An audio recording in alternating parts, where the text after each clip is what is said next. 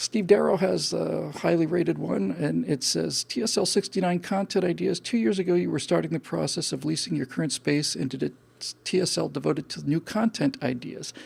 Most of the ideas were really good, and some have become reality, such as Time Over Target and Speakeasy, but the last suggestion noted on the timestamps, big shout out to Joe Kipp for doing these, of something history related, and the follow-up idea of Adventures in Tomorrowland struck me as being exceptionally good ideas. You specifically noted that there were someday ideas, so the question is, are we close to that someday? And somewhat related, do you ever rewatch old TSLs? I don't rewatch old TSLs, and I don't watch the new ones either. Just the fact that I can get through them, without ripping all the light cords out by accident makes me happy. So that's not entirely true, by the way. I just realized there are a couple of episodes. Certainly, there are a couple of segments. If I think it was a really good segment, I'll just go back and look at that. I looked at the segment with Natasha again, and I saw a couple of them. But as a general rule, I just don't. By the way, I think I told you just today we got somebody to help us with the media management, which is a pretty big deal around here. To give you an idea of what my workflow is like, is doing 85-90% of my total time is on editing. So imagine I'm in the factory cracking out a box called a video. It's a product, and I finish one unit and it rolls out the door. And then instead of going back to the factory and cranking out another one, I have to pick up that box, I have to leave the factory, pick up the box, carry it all the way over to Facebook, carry another box, then that same box has to go all the way over to YouTube, and then that box has to be shipped over to BillWhittle.com. And when you're talking about 6-7 videos a week, that adds up. And it looks like today was the first day. It's not on autopilot yet, but it's, let's put it this way: it's holding course in altitude, and that's literally half an hour ago, 10 minutes ago, really 15, 20 minutes ago when we started the show, I felt the sense of might be able to breathe a little bit. That there might be a way for me to get to doing the stuff I really like to do, which is the writing and the on-camera stuff, and take care of firewalls and these new We the People v2.0 videos. So we're very, very happy about that. And if you're a member, I think we're going to be seeing a lot more of that member stuff. And of course, needless to say,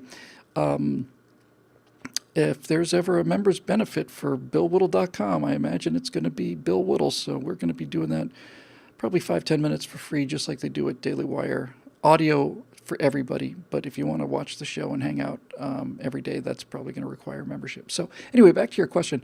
The last suggestion, Adventures in Tomorrowland, and something history related, struck you as exceptionally good ideas, Steve. Here's what I think. We can maybe do with that. Half-hour, 45-minute show a day is. Obviously I've been doing these Stratosphere Lounges for 2-3 hours sometimes and longer.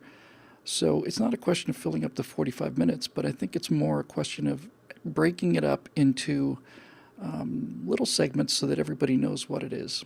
I don't know how this is going to play out. I suspect that we would start and then we'd do a quick news roundup and talk a little bit about some of the stories with some commentary there. And after 10 minutes or so, we would shut off the Facebook Live feed, and then we would go to something like Adventures in Tomorrowland and something like, heavy history or whatever we want to call it, so that we can do theme elements, in the show. We're going to try and do an interview. So we are going to do an interview section. That'll be fun. And overall, I think that's something we're going to work into the live show, Steve. So, yes, and any more suggestions for those kind of things. But I'm going to have a live show, a couple of Facebook posts, so you'll be able to make comments there.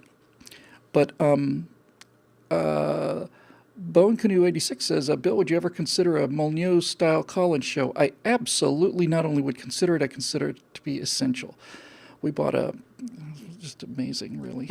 It looks so tiny from here. That's a 73-inch 4K monitor. And the reason I bought it was because I don't have a set background, and I'm going to use that as the background. I can change it all the time. I remember the first time I saw HD TV, I thought, oh my God, but the 4K, you just feel like you could step into it. As a matter of fact, watching something on 4K is better than seeing it in real life. For me, anyway. It's tack sharp, and the colors are unbelievable. And I just real quickly, this is going to be a weird show. Looking at Jake Dustin, he says, starting a semester of grad school surrounded by socialists, I'll need every hand grenade you have. We're going to ammo you up, Jake. We're going to really give you some insurmountable arguments. I had to rewrite socialism because there was a crack in the argument that some disingenuous fool could drive a truck into if they were smart enough to see where it was. So I had to go and redo that and close that loophole. And since this is going to be a very odd show, let's just meander over there for a minute. The way I wrote it originally for socialism was I was talking about the example of if you put, Micro, my God, Cheryl. He knows me. We've met a few times, but that was 5-6 years ago. We were at a lunch one day, and somebody said, "Hey, Mike, have you seen this thing on, iconography or something?" And he said, "Yeah, I saw it just a couple days ago. I don't know who that guy is, but he's really good." And somebody, that's him right there, and waved my hand. And we got a chance to talk a bit. He's tremendous. Good God, I get so distracted. Oi!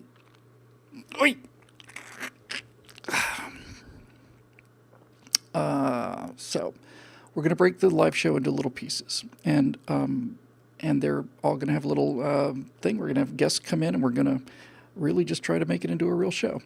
I am curious to know what you guys think about that. I'm curious about what you think about the idea of a telethon kind of thing to get it up and going, and thanks, Steve, for bringing that up. And for goodness sake, please keep doing it, especially when we start asking for them, because we're going to get a chance to incorporate a lot of those, I hope, and I think. Well, look at this